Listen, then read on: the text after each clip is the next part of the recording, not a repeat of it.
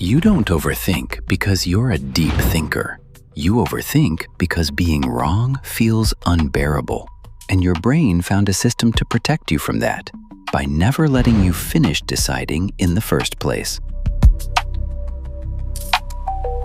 Think about the last time you were stuck in your head. Maybe it was a decision at work. Maybe it was a text you drafted and deleted 4 times. Maybe it was something you wanted to say but kept rehearsing until the moment passed. You weren't being careful, you were being safe. There's a difference, and that difference is what this video is about. Most people frame overthinking as a thinking problem. Too many thoughts, too much analysis, a brain that won't shut up. So the solutions they try are also thinking-based, journaling every worry, making pros and cons lists, meditating to quiet the noise. And sometimes those things help, but they don't solve the root issue, because overthinking isn't really about thinking at all. It's about error avoidance. Your brain has learned somewhere along the way that being wrong is a threat. Not just inconvenient, a threat to your reputation, your self-image, how others see you. And so, when a decision approaches, any decision with real stakes, your brain doesn't freeze because it needs more data. It freezes because reaching a conclusion means you could be wrong, and being wrong means you could be judged. So the loop keeps running. Here's how the mechanism actually works. When you face a choice, your brain does a quick risk scan. It's not scanning for the best option. It's scanning for the option that, if it goes wrong, will hurt the least. And when every option feels like it could embarrass you, or disappoint someone, or prove that you made a mistake, the brain's solution isn't to choose wisely. It's to delay the choice entirely. Thinking more becomes a substitute for acting at all. This connects to something psychologists call loss aversion. The pain of losing, or in this case, the pain of being wrong, is psychologically about twice as powerful as the pleasure of getting it right. So your brain does the math and decides the risk of committing to a decision is bigger than the cost of staying stuck. That's not irrational. It's actually a very logical response to a very distorted equation. The distortion is this. Your brain is treating being wrong as permanent, as if one wrong move will define you. One bad decision will confirm something true and irreversible about who you are. But that's not how reality works. Being wrong is usually temporary. The embarrassment fades, the project gets adjusted, the relationship recovers. Your brain is running a catastrophe model on situations that rarely become actual catastrophes. There's another layer to this. Overthinking often comes with a hidden story you're telling yourself, that you're being thorough, responsible, or thoughtful, that you care more than people who just decide quickly. But that story is doing you a favor you didn't ask for.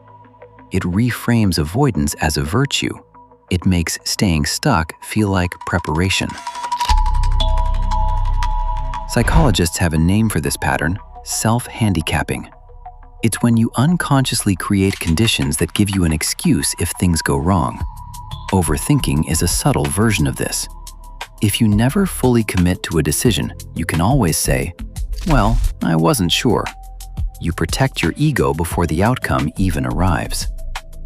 The problem is the protection comes at the cost of your ability to move. Here's what makes this especially hard to see. Overthinking doesn't feel like fear. It feels like logic. It feels like responsibility. It feels like you're doing the right thing by thinking it through. But fear is supposed to feel panicked, avoidant, irrational. But this kind of fear is quiet. It disguises itself as diligence. That's why so many intelligent people are the worst overthinkers, because they have enough mental horsepower to make the avoidance look convincing. So let's talk about where this comes from. Because overthinking at this level doesn't appear out of nowhere. For most people, it was learned in an environment where being wrong had real social consequences. Maybe you grew up in a home where mistakes were criticized loudly. Maybe you had a teacher who made an example out of wrong answers. Maybe you learned early that getting it right was how you earned approval, and getting it wrong was how you lost it. When that's your conditioning, your nervous system wires itself to treat uncertainty as danger. And every decision is uncertain, so every decision becomes a potential threat. The overthinking is your brain doing exactly what it was trained to do: protect you from the thing that once hurt. The technical term for what your brain is doing is sending an error signal. Every time you're about to commit to an option, your brain fires a warning. Wait, what if this is wrong? And pulls you back into analysis. In low-stakes moments, that signal is useful. It keeps you from sending emails you'll regret. But when the signal fires on everything, on small decisions, on conversations, on basic daily choices, it stops being useful and starts being the problem itself. So what's the actual reframe here? It's not be more confident. That's not specific enough to do anything with. The real shift is this: you have to renegotiate what being wrong means to you. Not eliminate the fear of it, that's not realistic, but change the story about what it costs. Here's a question worth sitting with. What is the actual worst case if this decision goes wrong? Not the catastrophe version your brain invented, the real version. For most decisions, the realistic worst case is some discomfort, some adjustment, maybe an awkward conversation. That's it. The cost your brain calculated, the threat to your identity, the permanent judgment, almost never actually arrives.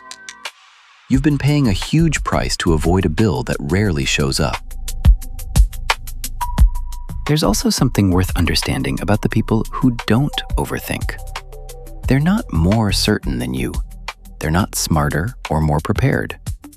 They've just made a different deal with uncertainty. They've decided that being wrong and recovering is a better outcome than never deciding at all. They're not fearless. They're just running a different equation. And here's what that costs them in the short term. Sometimes they're wrong. They pick the wrong option. They send the message too soon. They make a call that doesn't work out. But here's what they gain. They get data, real data, not hypothetical data. Every decision, even a wrong one, teaches them something they couldn't have learned from more analysis. Over time, they get better. The overthinker just gets more practiced at not deciding. Now let's get practical. Because reframing is useful, but it's not enough on its own. You need a way to interrupt the loop when it starts. Here's a protocol that works, and I want you to be specific about the steps, not just try to decide faster. Step 1. Name the fear, not the decision. When you notice you're stuck, don't ask yourself, what's the right choice? Ask instead, what outcome am I actually afraid of here? Say it out loud or write it down. 10 seconds.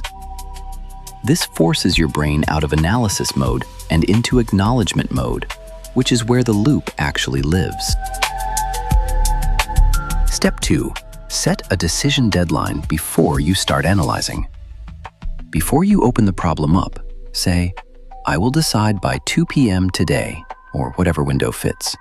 2 minutes for small decisions, 30 minutes for bigger ones. The deadline changes the task. You're no longer searching for the perfect answer. You're searching for the best available answer by a specific time. That's a completely different cognitive mode, and it's one your brain can actually operate in. Step 3. After you decide, do a one-sentence debrief. Not a self-critique, just one sentence. I chose this because. That's it. Write it down somewhere, the Notes app, a scrap of paper. This trains your brain to treat decisions as reasoning, not gambles. Over time, you start to see a record of yourself making calls and surviving them. That record becomes more powerful than any reassurance you could talk yourself into. The bigger truth underneath all of this is something worth saying plainly. Overthinking is not a character flaw. It's not a personality type. It's a learned protection strategy that once made sense and has outlived its usefulness. Your brain built it to keep you safe, but the threats it was built for mostly don't exist anymore. You're still running armor from a war that ended years ago. The path forward isn't to think less, it's to trust that you can handle being wrong. Not because being wrong is painless, sometimes it genuinely stings, but because you've handled it before. Every time you made a call, got it wrong, and kept going, you proved the catastrophe wasn't real. You just didn't take credit for the proof. If you've watched this far, you already know what the loop feels like from the inside. You know what it costs you. The question isn't whether you understand it. It's whether you'll try the protocol just once the next time you feel that familiar hesitation. Name the fear, set the deadline, write the one sentence after. That's it. If this landed for you, drop the words error signal in the comments. That tells me you actually made it here, and it tells me which part of this video is worth expanding on. Next episode, I hold everyone together except me.